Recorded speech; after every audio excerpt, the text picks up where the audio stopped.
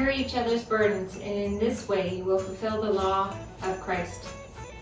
And do not forget to do good and to share with others, for with such sacrifices God is pleased. Give, and it will be given to you. A good measure, pressed down, shaken together, and running over, will be poured into your lap. For with the measure you use, it will be measured to you. Whoever is kind to the poor lends to the Lord, and he will reward them for what they have done. The generous will themselves be blessed, for they share their food with the poor. Good will come to those who are generous and lend freely, who conduct their affairs with justice. You will be enriched in every way so that you can be generous on every occasion, and through us, your generosity will result in thanksgiving to God.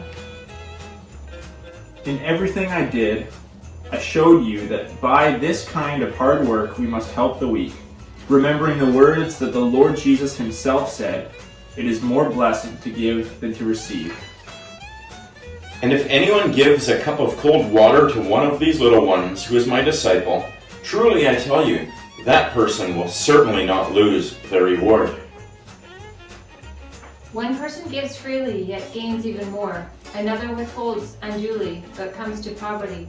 A generous person will prosper. Whoever refreshes others will be refreshed.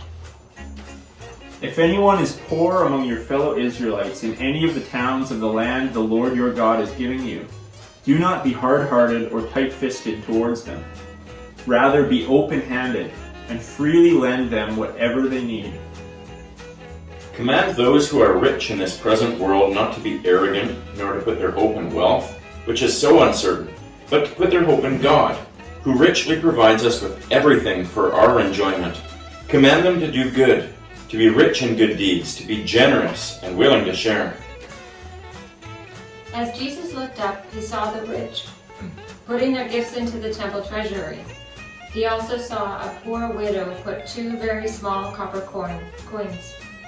Truly I tell you, he said, this poor widow has put in more than all the others.